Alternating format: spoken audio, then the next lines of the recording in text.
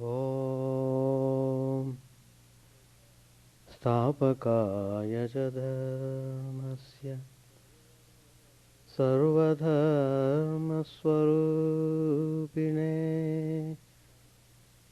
स्थापकाय च धर्मस्य सर्वधर्मस्वरूपिणे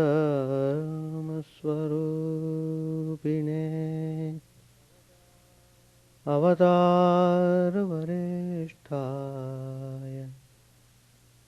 Ramakrishnaय ते नमः असतो मा सद्गमय तमसो मा ज्योतिर्गमय मृत्योर्मामृतङ्गमय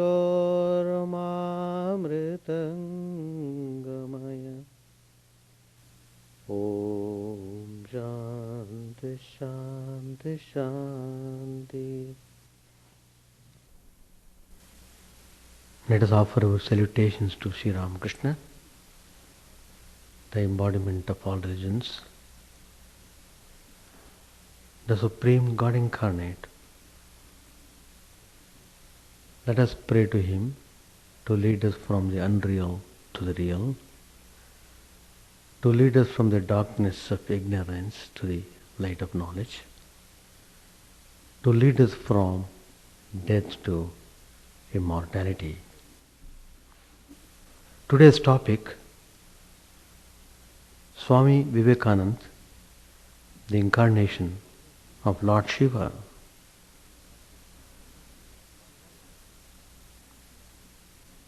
Sri Ramakrishna's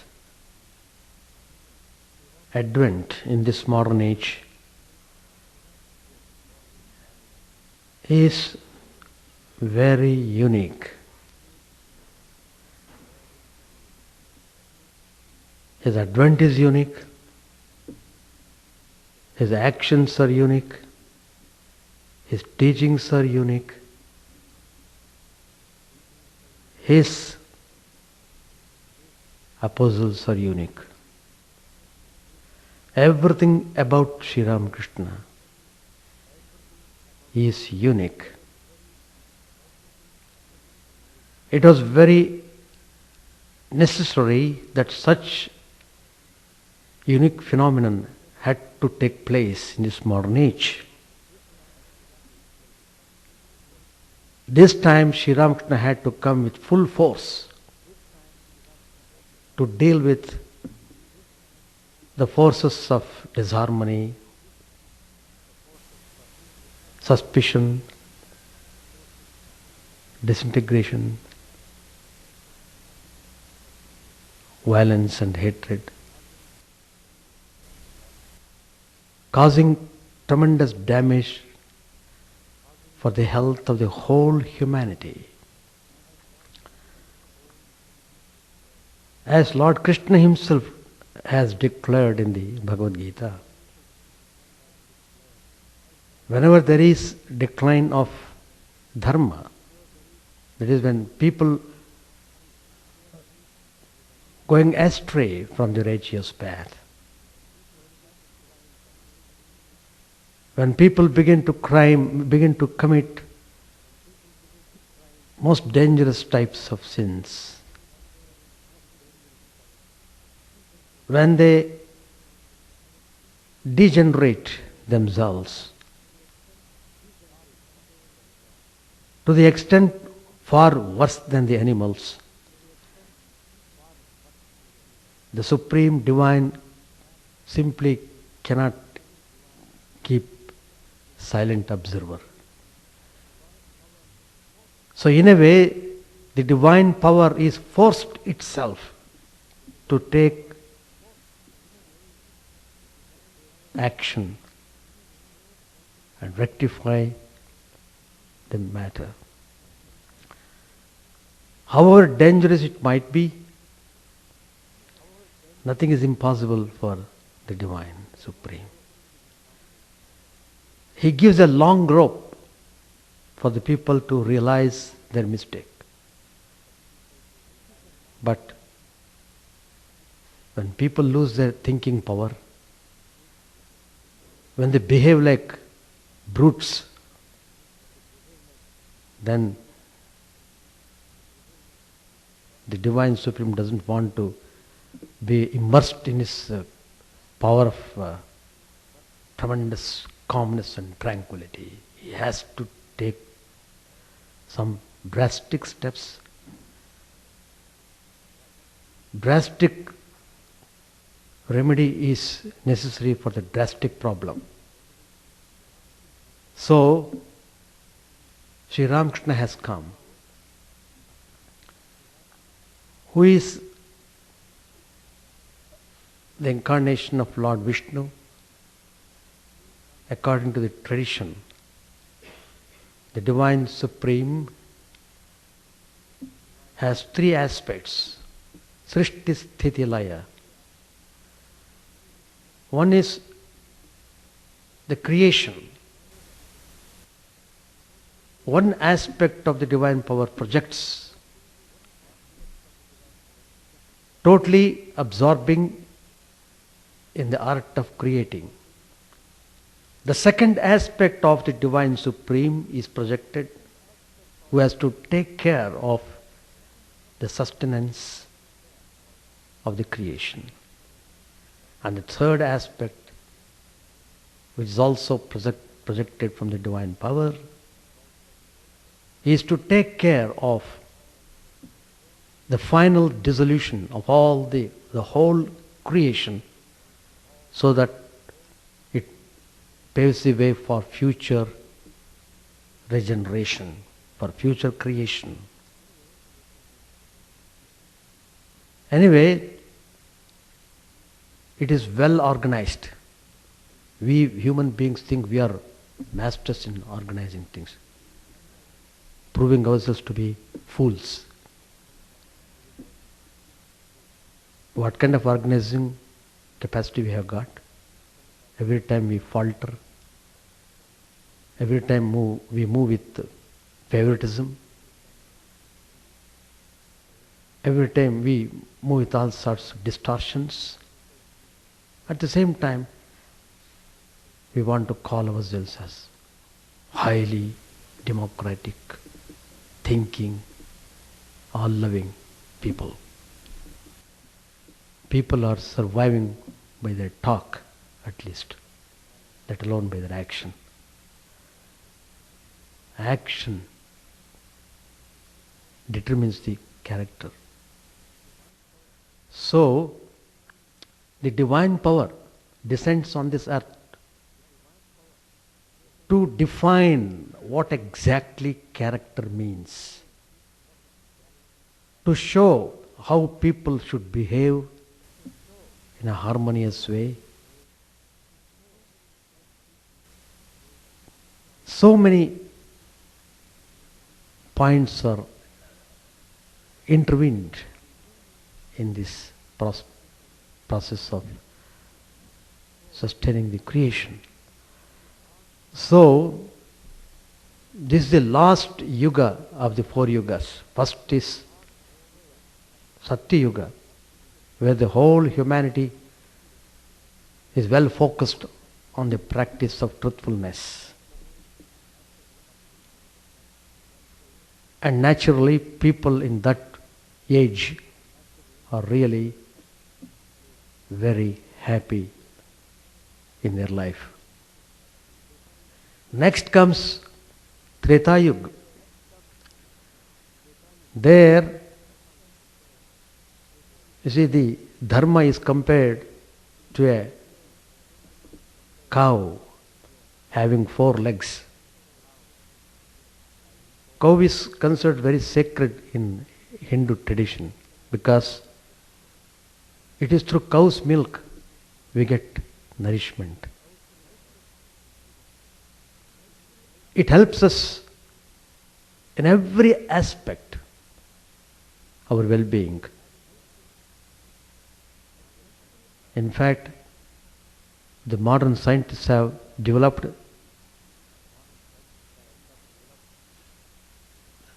a kind of medicine which is prepared from the urine of the cow, which is very good, effective for treating some patients suffering from cancer. Latest, I read that in the internet news. And cow dung is antiseptic. In olden days, they used to smear the ground with cow dung paste. It kills all the harming bacteria, and it gives milk for our nourishment. So, the cow is compared to dharma. If it is called as dharma devata, in the Satya Yuga, dharma is well protected, well sustained. It is able to walk on 4 legs freely, fearlessly. But after a certain period, when you come to Treta Yuga, 1 leg of the cow is broken.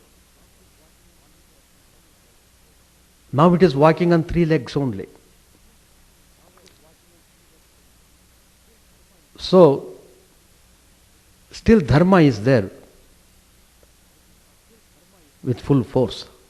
Maybe not as full force as in Satya Yuga. Still it's a force. But when it comes to Dwapar Yuga, another leg is gone.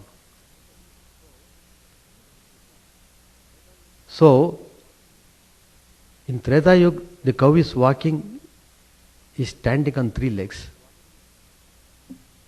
In Dwapar Yuga, it stands on 2 legs.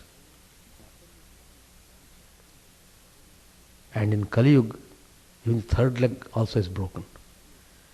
That means this dharma is standing on 1 leg. You can imagine how precarious and dangerous. Any moment it may fall. It is falling actually. People have no norms. Highly selfish, self-centered people we are seeing in modern times. We boast ourselves to be highly cultural,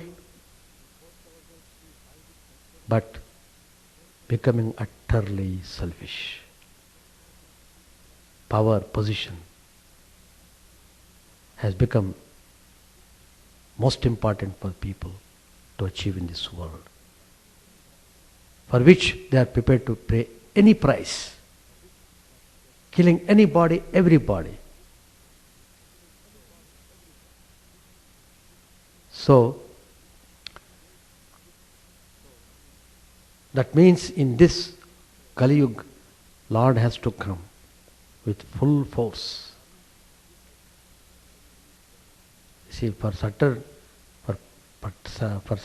diseases, strong antibiotic is required. In the same way, to face a situation in modern times, very strong incarnation is required to deal with this problem in all respects. Still there will be some problem. There can't be a time without any problem. Well, let the problem be there. We are not bothered about it. We are not bothered about the problem. But we must know how to deal with the problem. That's the way. And Sri Ramakrishna has come.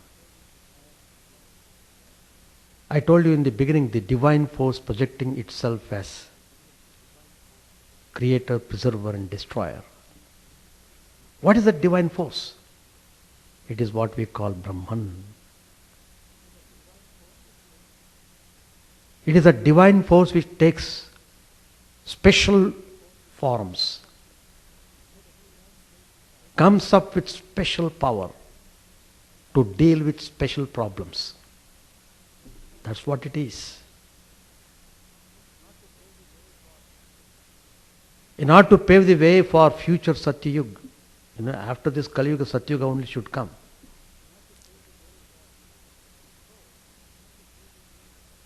And so,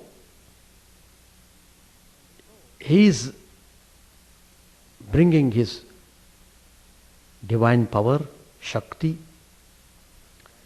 which is represented as Holy Mother Sri Sharda Devi. If you have not read, please read her life and teachings. Tremendous life.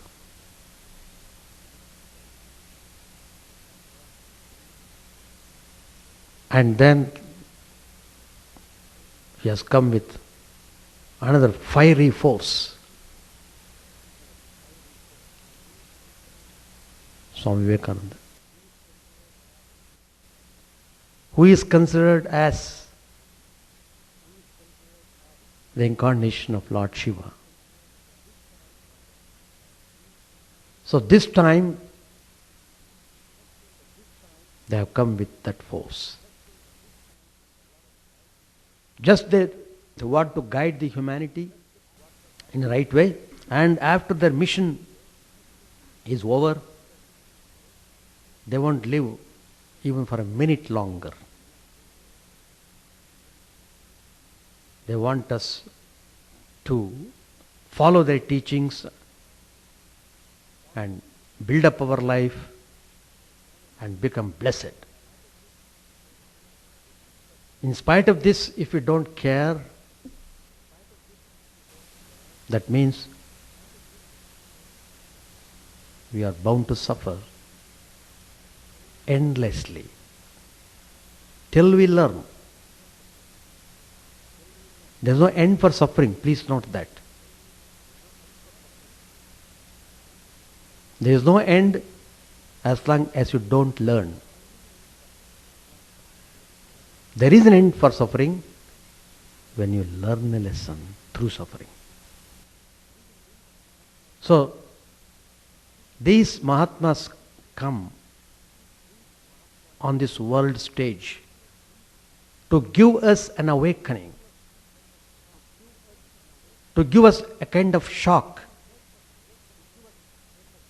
to make us open our eyes properly, and to make our lives meaningful and blessed. Sri Ramakrishna also referred to Swami Vivekananda as one of the Saptarshis in the hierarchy of the creation. Saptarshis form a very important role. In fact, those who know astronomy, in Indian astronomy they say Saptarshi Mandal, they show the stars. Everybody has got specific assignment. They carry on their work. When Swami Vivekananda was coming to Sri Ramakrishna and he was behaving like a very naughty child, Sri Ramakrishna became apprehensive. He wanted to know whether this boy was the same as he wanted him or he is different. So he wanted to test. So when he sat in meditation, he found his mind rising very high up in the regions, crossing all the worlds, crossing even the Satyaloka. Then he came to the region of Saptarshi Mandal, where all the 7 rishis are sitting in meditation. And then Sri Ramakrishna saw his own being taking a baby's form, taking a child's form and crawling towards the Saptarshis. And This child himself chose. It is not the Rishi's choice. It is the child's choice to select whom he wants. He touched that one particular sage and he opened his eyes because of his touch. It's a divine touch, it is not ordinary touch. They didn't talk, but they communicated through silence. Just the child indicated him to come down to help him on this earth. And the sage accepted it and he nodded his head and closed his eyes. That's the vision. Then he found that Rishi was the same that he is seeing in front of him as a naughty boy. He was well satisfied. Because Swamiji, of that tremendously strong mind, was required to deal with this modern world. He has to be extremely scientific, rational, reasoning. At the same time, he must be well established in spiritual ideas. He was well equipped. When he finished his graduation, he was a great scholar, scholar of the scholars. He had studied all the philosophy of the West. He studied the Indian system. There was nothing that he didn't know. He came to that stage. And he was Swami Vivekananda, the foremost disciple of Sri Ramakrishna. Whenever he would see Swami Vivekananda, he was overwhelmed with tremendous love and affection. He was overwhelmed because of the 100 purity in that personality. So he would force him to take some sweets. He himself would feed him like the mother feeds the child. Sometimes Swami Vivekananda was embarrassed. Master, what are you doing? So many people are here, others. What do they think? Don't worry about them, I know. How can it confront Sri Ramakrishna? Well, that is the relationship he had with Swami Vivekananda. Everybody has got the element of the divine. Please note that. That's the idea when Swami Vivekananda addressed in the parliament, when he said every soul, each soul is potentially divine. We are all immortal sons, immortal children. Shrinve Vishve, Shrinvantu Vishve, Amritasya Putraha.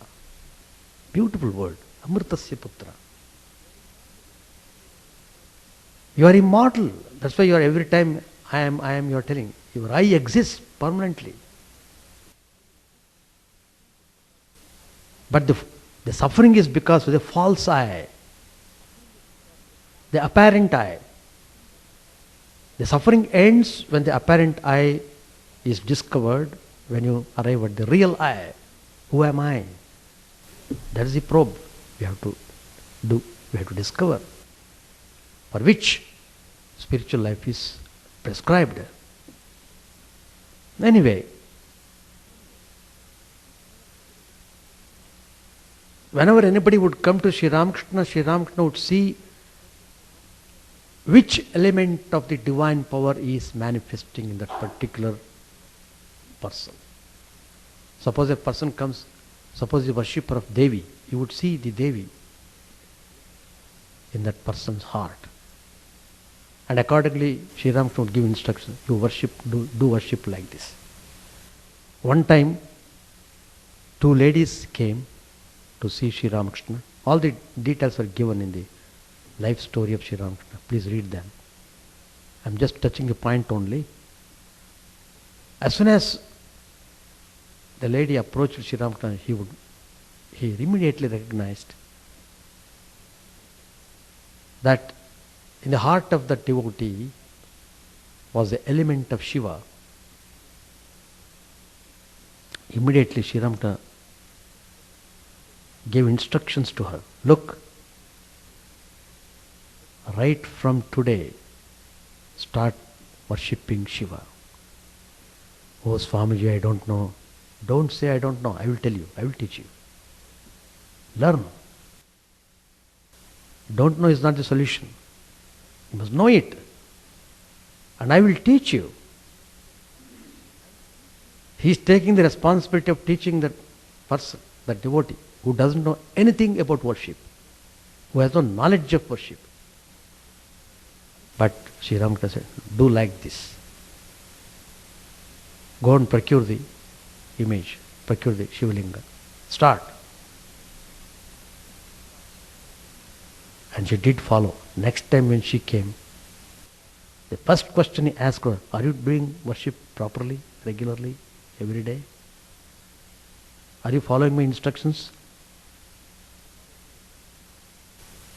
He was guiding each soul in that fashion.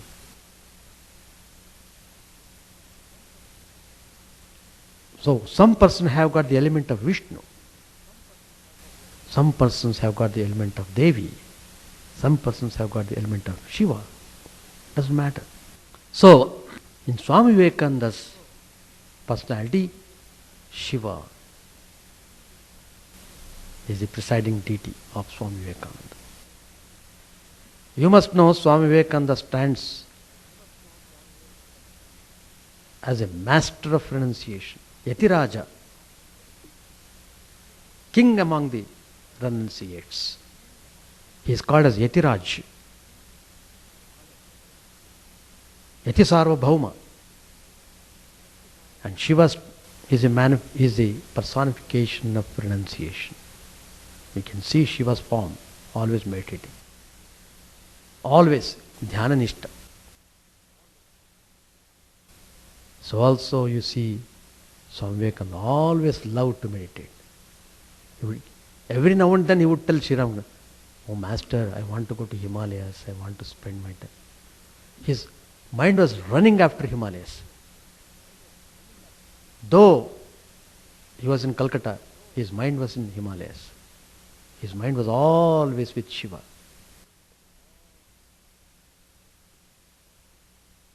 And Shiva's another very remarkable quality is compassion.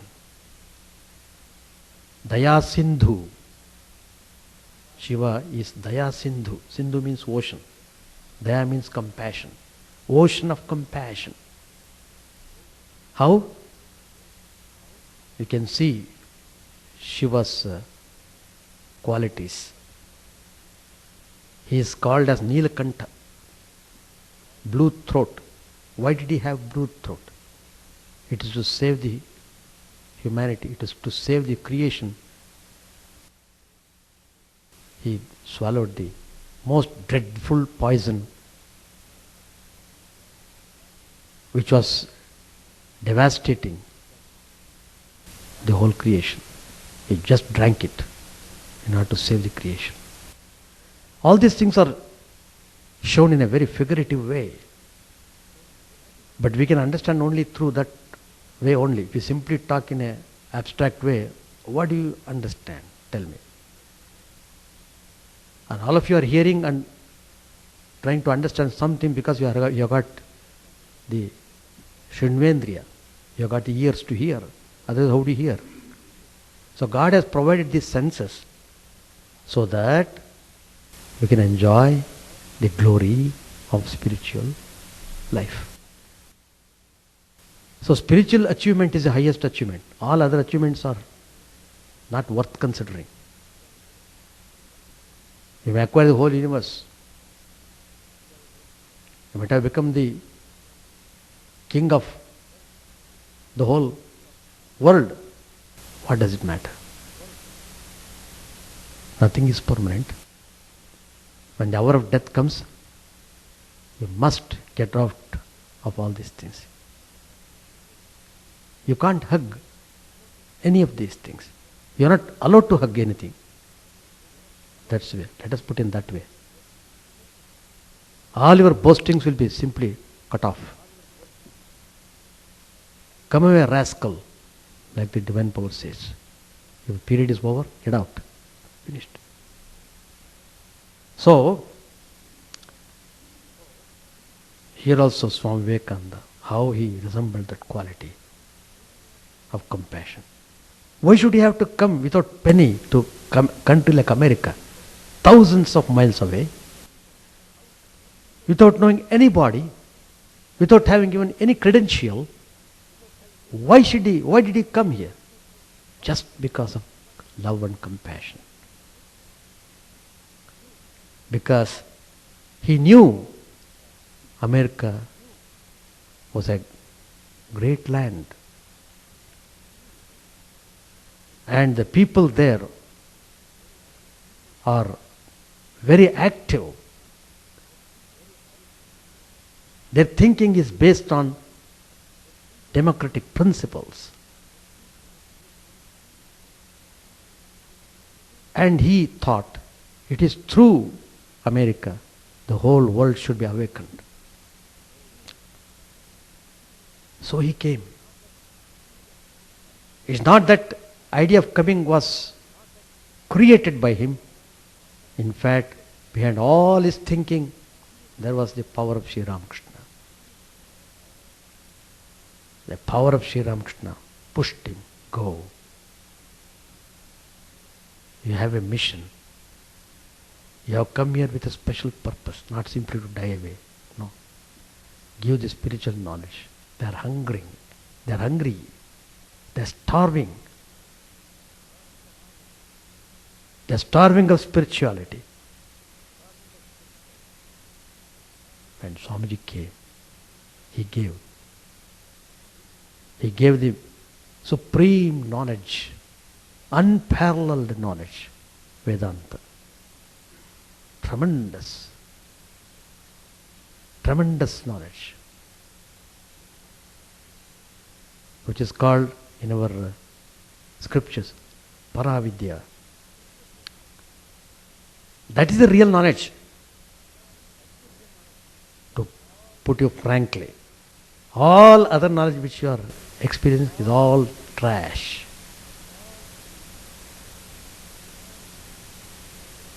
And he sowed the seed of spiritual knowledge in the land of America, in Chicago. Chicago is very, very, very important place. I don't know how many of you really understand the greatness, significance of the place. Unless the place was significant, how could you expect Shiva to come here? And he has chosen the day, Monday, Somvar. That is the day of Lord Shiva. And he put his foot on the land of America on Monday. It has got great significance. Every action, every look, every touch by Swami Vivekananda has tremendous significance, spiritual value. And he took all the trouble to train the American disciples at the Thousand Island Park, about 150 miles from New York. He made their minds rise up, very high up. And finally Swamiji thought, I should not go much further, otherwise they may leave their body. So he didn't, he just wanted to put a stop. And they were all, oh Swamiji, why did you stop? It should have taken to the highest summit. No. I have only given you the glimpse of spirituality. You have to practice it, establish it in your life, and then feel yourself fulfilled. So, all these things are the characteristics of Shiva. And one day, Sri Ramakrishna was sitting in meditation, thinking about the future disciples who would come. When Sri Ramakrishna had finished his all spiritual sadhana and he has become the master of spiritual treasury, and is now very eager to distribute the wealth, spiritual wealth.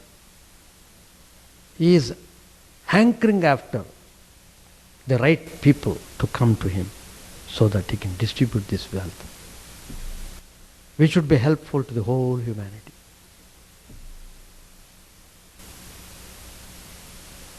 When he was thinking deeply on this matter, suddenly he saw, it is recorded in Great Master, he saw beautiful mellow light equivalent to 100 suns. 100 suns, but at the same time not scorching light, mellow light, emanating from Shiva temple in Benares. That light coming forth and coming to Calcutta, to the home of Swami Vivekananda, and then that light disappeared. Immediately Sri Ramakrishna became ecstatic and said, "Well, my boy has come."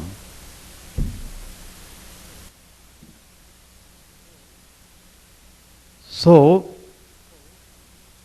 because that light came from Shiva, Swami Vivekananda was the manifestation of Lord Shiva.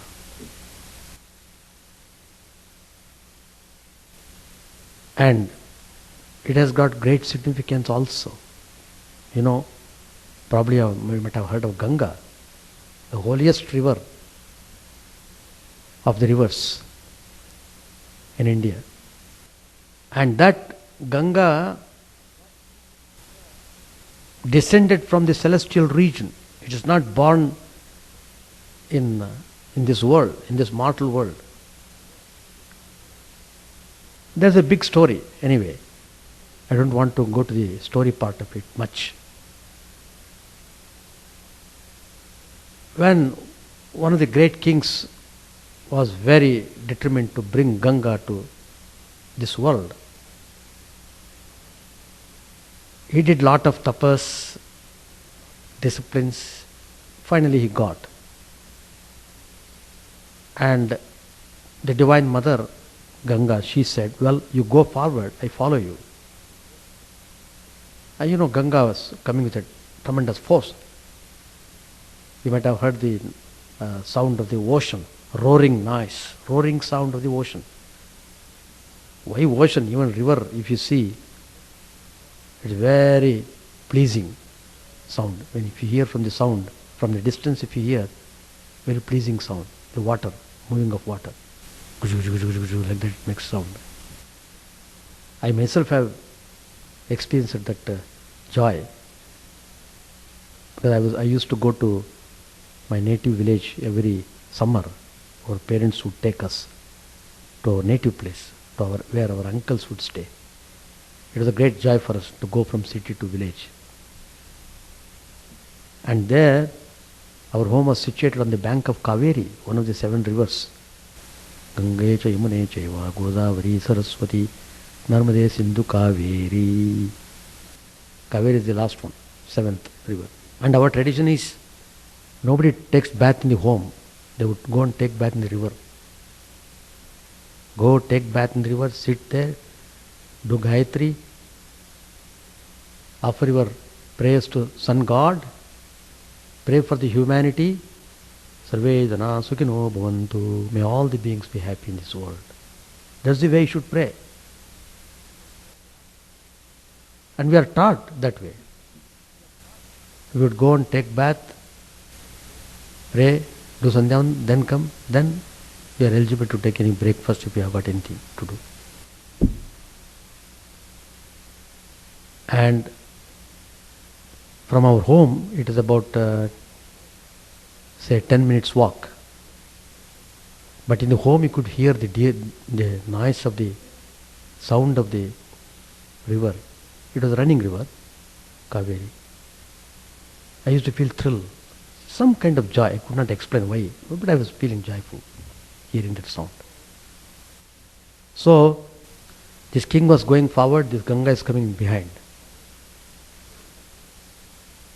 And king was very joyous. He was, because he has got fulfillment. He is bringing Ganga to earth. But while walking, after some time, he did not hear any sound of Ganga.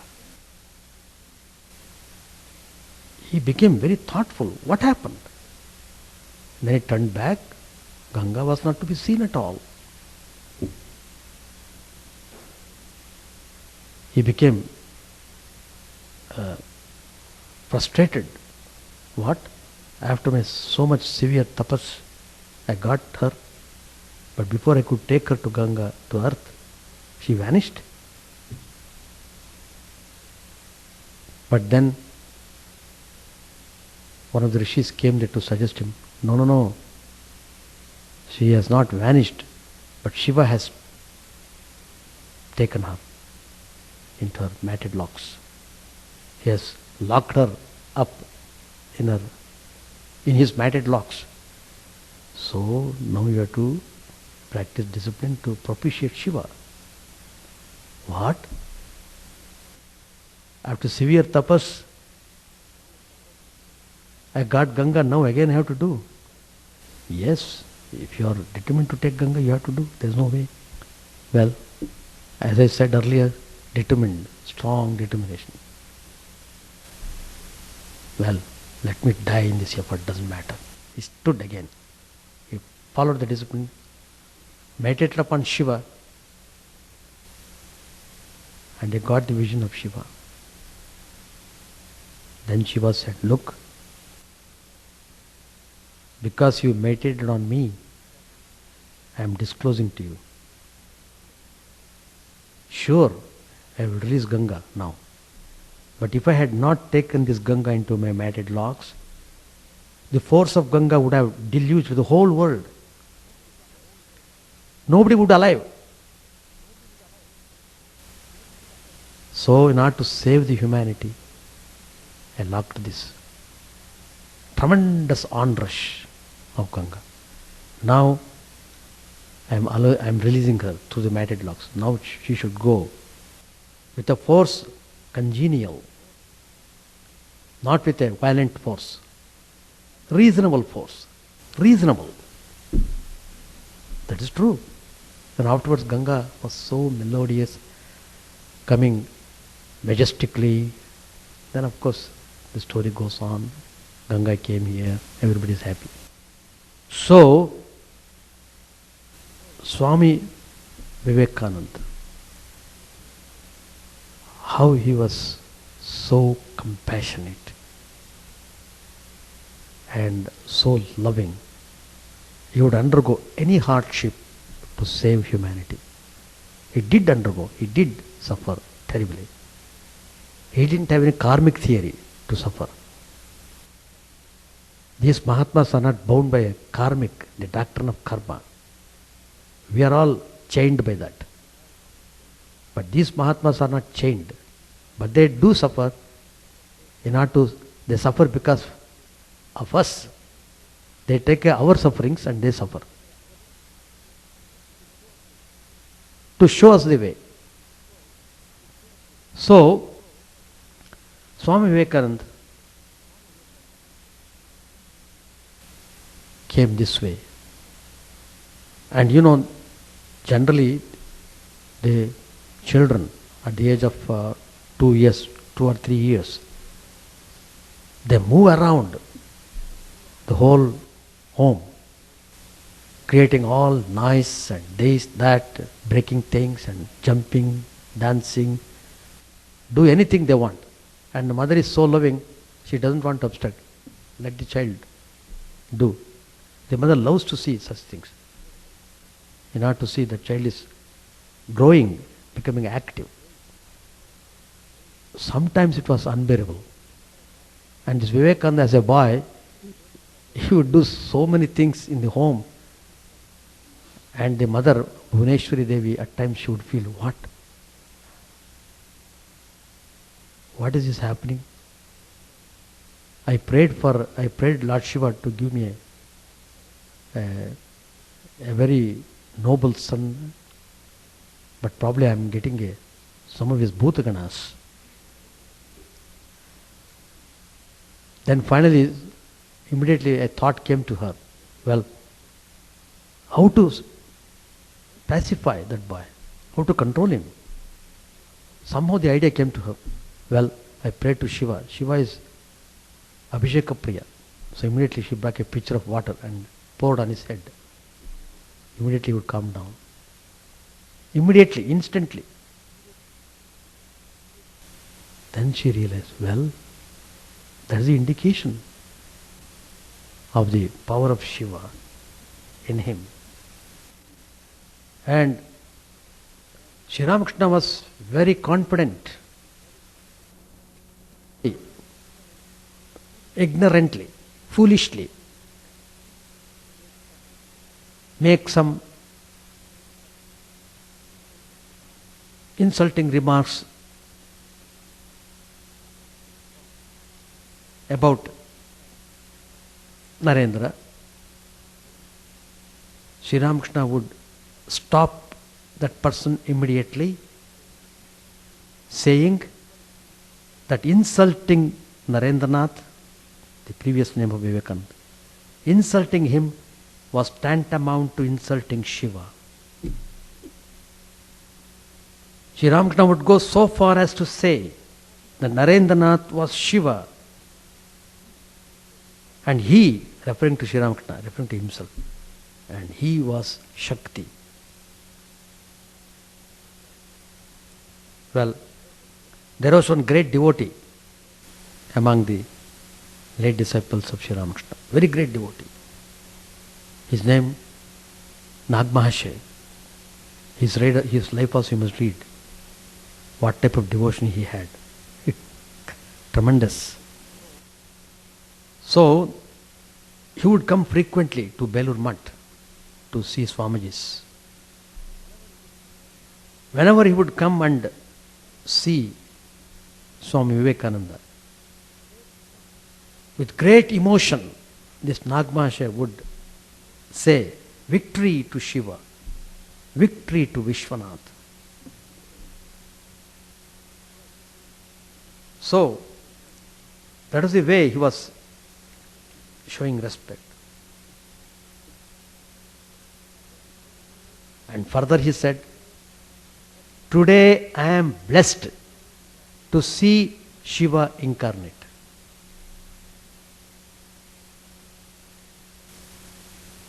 These are the words of Nag Mahasaya, not an ordinary devotee. That's why I am telling you. You must read his life, then you will appreciate every letter of this word.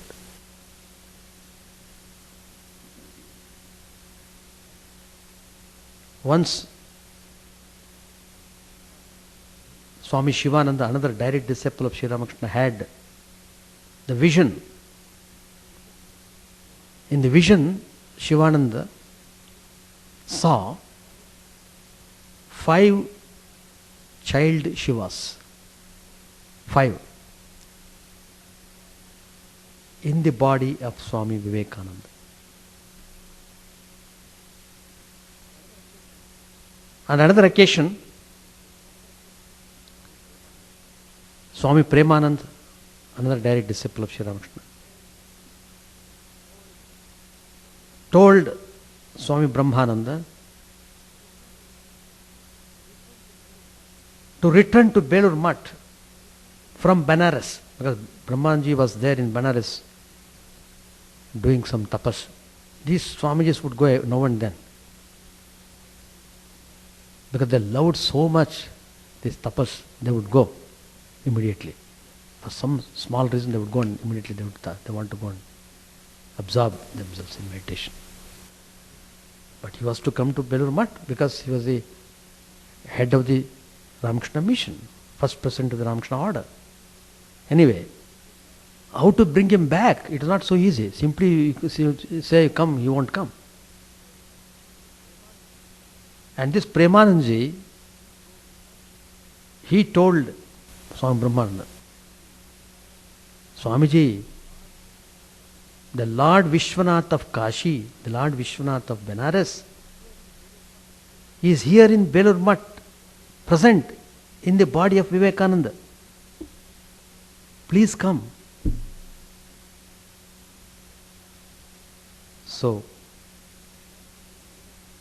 apart from the evidence of the spiritual insights of Sri Ramakrishna and other great souls like his disciples, Swami Vivekananda's entire life, from birth to death, was intimately connected with Lord Shiva. He was born as a boon from the Vireshwar Shiva of Benares. And there is an instance, Swami Vivekananda once had the experience of Nirvikalpa Samadhi. And he loved it so much. Then when Sri Ramakrishna asked him, he said, Master, I want to be eternally in Nirvikalpa Samadhi. What? You have not come here for that purpose. You have to teach the people. You are like a banyan tree under whom many would come and take shelter. Don't talk that way. Here afterwards I will keep your key with me. When the time comes, when your mission is over, then I will open, then I will unlock it. Then you can have Nirvikalpa Samadhi. It is true. When all his mission was over, visiting America twice, everything done, he did his best. Then he came to Amarnath, the famous Amarnath cave in Kashmir. Even now, thousands of people go pilgrimage. Lord Shiva there. It has got a great history, how that Shivalinga is there. It is form of ice. And anyway, he went as a pilgrim to Amarnath. When he went there, he got the vision of Shiva. That was the time when Sri Ramakrishna opened the key. Your mission is over. And there he got the boon from Lord Shiva. Ichha Maran. That means whenever you want to leave the body, you can leave. You are not controlled by a lot of death. You are not controlled by Yama. You are your own controller. If you want to leave, you can leave. Any moment you want, you can leave. And afterwards when he came, he did everything. Even on the day of the next day he has to leave his body, he has to give up his body. The previous day he has taken class for the brahmacharis, for the monastics. Not only that, he took one of his brother disciples along with him. Come, let us go for a walk. Probably most of you have seen Belur Math.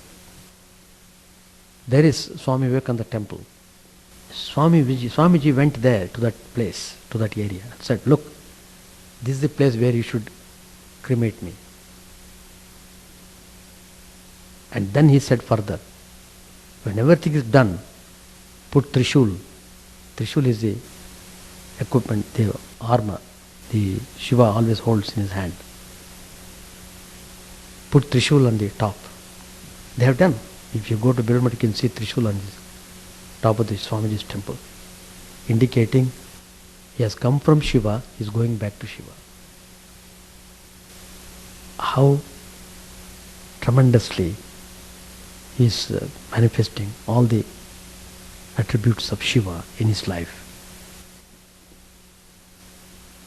And another thing is, when Swamiji came to Sri Ramakrishna, on the first visit.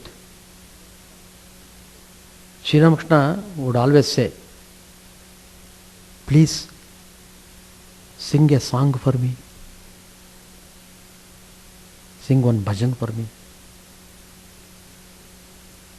Sri Ramakrishna himself was a great musician. He would sing very well. And when Swamiji sang, he went into ecstasy. And the first song he sang was Man Challo Nija Niketane. Beautiful song. Oh mind, go to your true abode. That was the song he sang. Sri Ramakrishna shed tears of joy. And youthful Naren, he was very robust, very good in health. He was a good wrestler. Beautiful eyes. And beautiful face. Extremely beautiful. And voice, extremely good voice. And Shiva is noted for music. Lord Shiva. So he is manifesting that Shiva's quality. And that's why I always feel that whenever we start any program, it should be preceded by bhajan. Whether people like it or not. It's not for the sake of people we are doing, for the sake of God. We have to propitiate God. By the by, people also like it. It's all right. But there are some who have no inclination towards music. But we should pity them. What else? Music is the highest form of worship. We can worship God through music. Really, such absorption you won't get anywhere else. If you totally absorb yourself and do bhajan, you just get into very great joy. So, Sri Ramakrishna himself every day would start with prayer only, with singing only. Go and see, read Gospel. Every page there is a song of Sri Ramakrishna. Anybody would coming to Sri Ramakrishna immediately would say, come on, sing one song. It's just like a starter, pressing the button. When the person would sing, immediately Sri Ramakrishna would go into ecstasy. To open the divine gate, that button was to be pressed. So music is like that. I always tell people, if you don't have voice, don't worry, you can take to instrument. Music talent is there in everyone. That why don't you accept it? That's the first recognition you should make. Yes, I can also learn. I may not have good throat, but I can use my skill in instruments.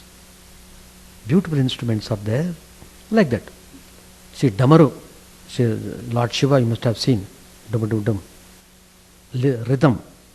This talam, the music is well performed when it is accompanied by cymbals. Tabla, you see, it regulates your speed of singing. Good rhythmic music.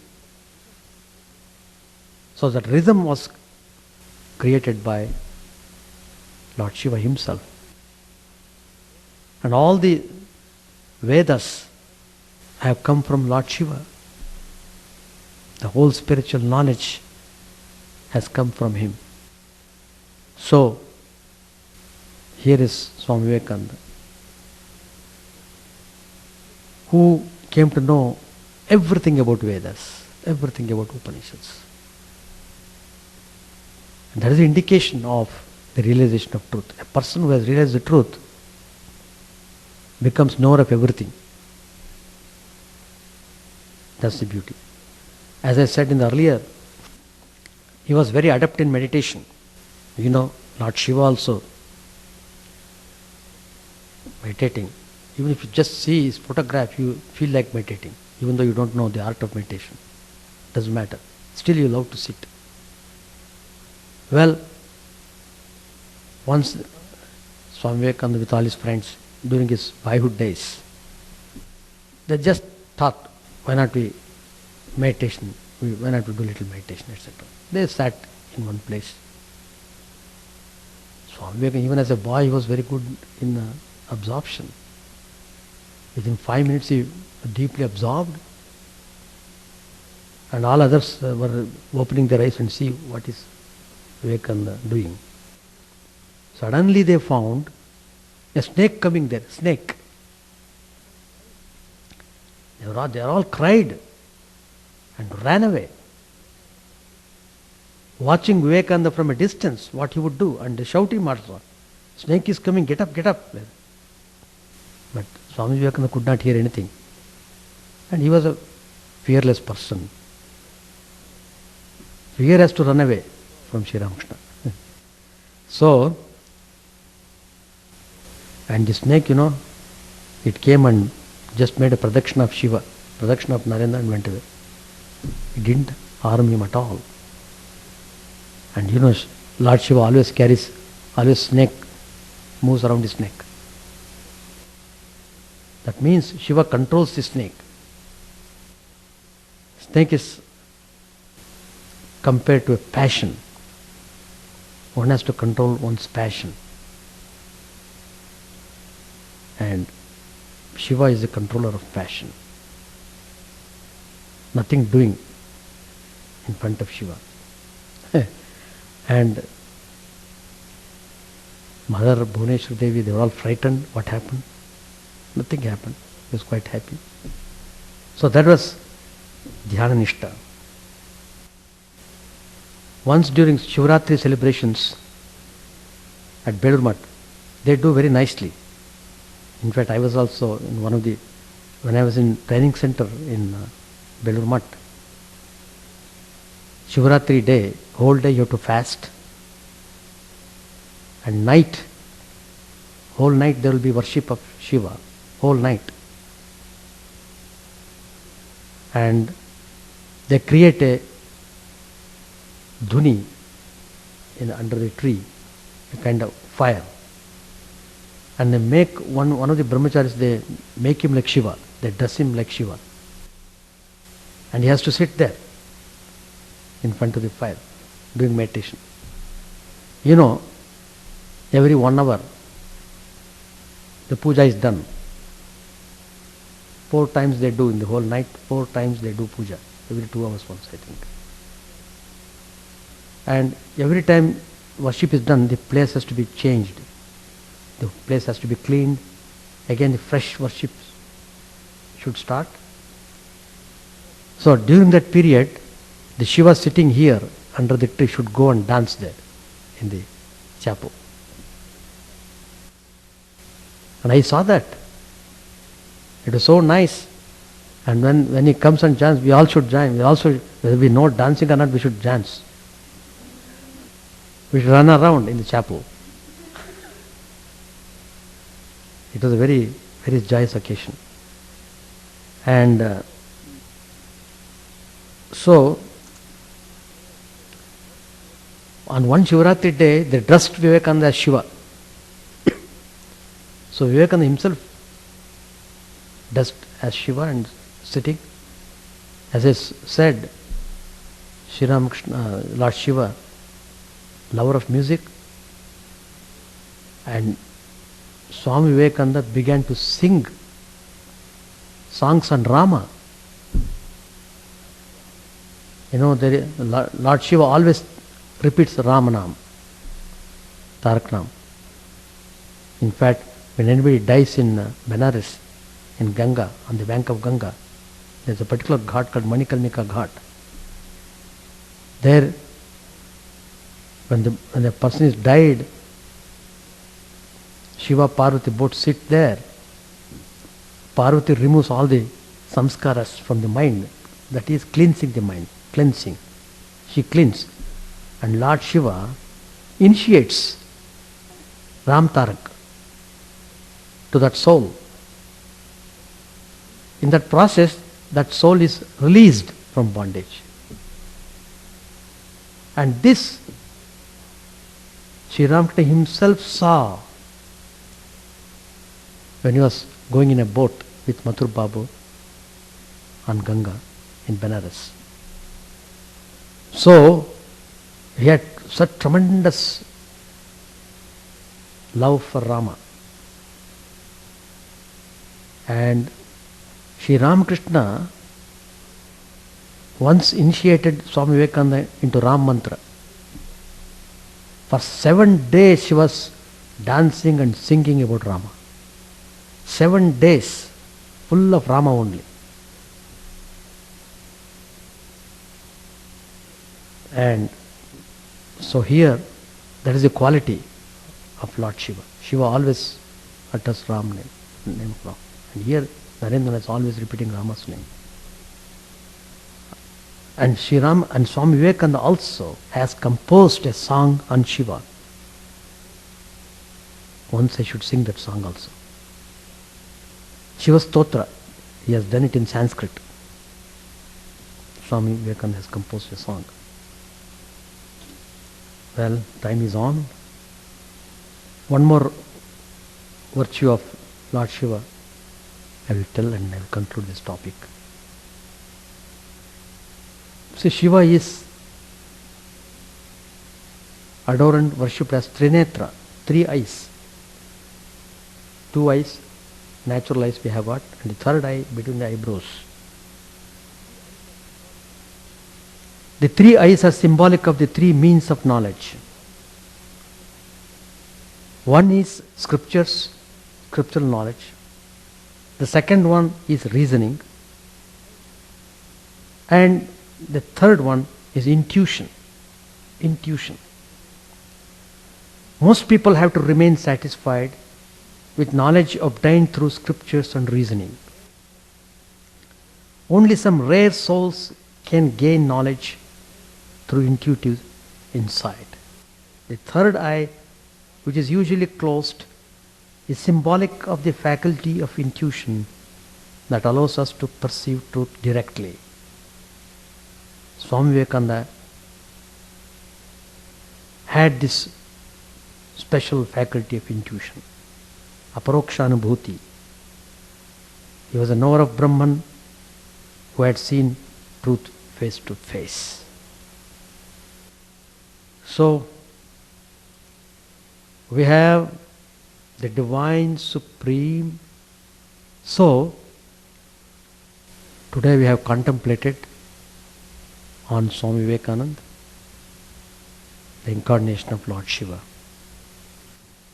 So this time we have Shiva, Vishnu, Kali, the divine power, all coming together with tremendous spiritual force.